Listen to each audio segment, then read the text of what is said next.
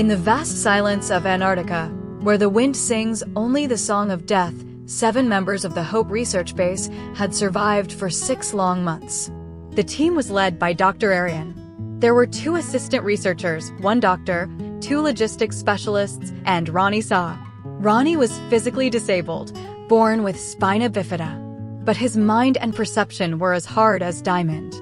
He had been brought along because he was one of the world's leading ice structure analysts. Ronnie could read the hidden stories buried deep within the ice, not through computers, but through memory, intuition, and understanding. That afternoon, everything collapsed. Just before the satellite link went dead, the final message arrived. Massive ice shelf collapse imminent. 24 hours. Evacuate now. Dr. Jinnit's shoulders trembled with panic. The toughest polar explorer, Sumit, shouted, "We have to walk. The tractor is out of fuel. Carry only what you can." All eyes turned toward Ronnie. His wheelchair was now seen as a burden. Dr. Arian's face hardened. In the mathematics of survival, someone always has to be sacrificed. But Ronnie wasn't looking at anyone. He was staring out the window at the frozen kingdom beyond. There was no fear in his eyes, only a deep pain, as if he could hear the ice itself crying. "We won't go west," Ronnie said calmly, his voice forged from iron.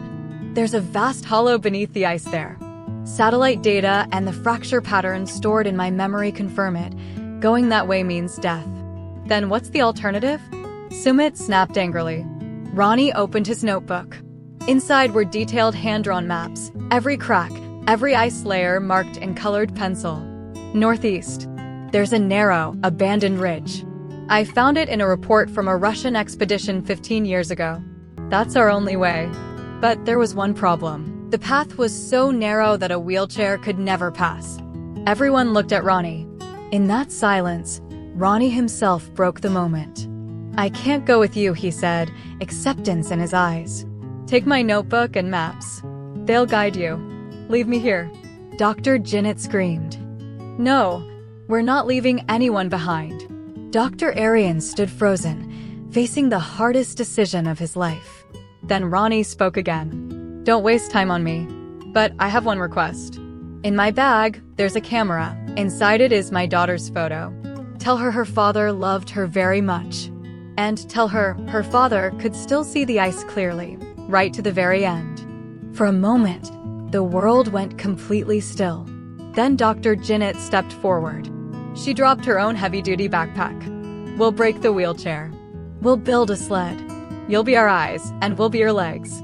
No one hesitated. Sumit lowered his head in shame. They strapped Ronnie onto a makeshift sled built from thick fabric and plastic. Ronnie sat at the front, compass and map in hand, while the team pulled from behind. "The ice on the right is hollow. Turn left. Move fast here. Snow might collapse from above." The journey was hell itself. Biting cold, blinding ice particles in the wind, the breath of death all around them. At one point, the ice began to crack. Ronnie screamed, "Jump!" "Now!" They leapt just in time. But Ronnie's sled became stuck in a crevice. Despair washed over the team. Then Ronnie removed his gloves. He blew warm air onto his frozen hands and said, "Pull me. Now." In his eyes was only one desire. "Let me live because I want to save you." They pulled with the last of their strength. Ronnie emerged. His hands burned with pain, but a strange, peaceful smile rested on his face. After 23 hours and 45 minutes, they reached the safe ridge. Behind them, with a horrifying cry, their old base vanished beneath collapsing ice. Everyone collapsed in exhaustion. Ronnie's hands had turned white with frostbite, but he was alive. Jinnit wrapped him in her arms, crying, "You saved us."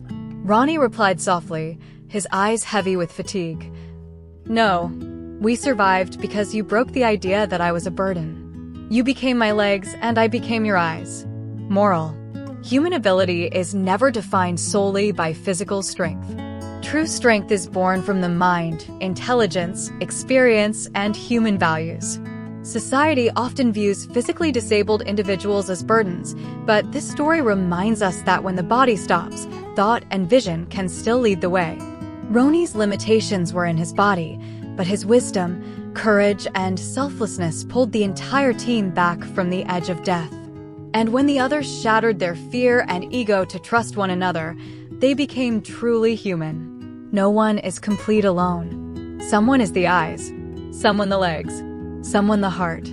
This story teaches us that no journey can succeed without empathy and cooperation. The team that transforms difference into strength survives even the harshest conditions.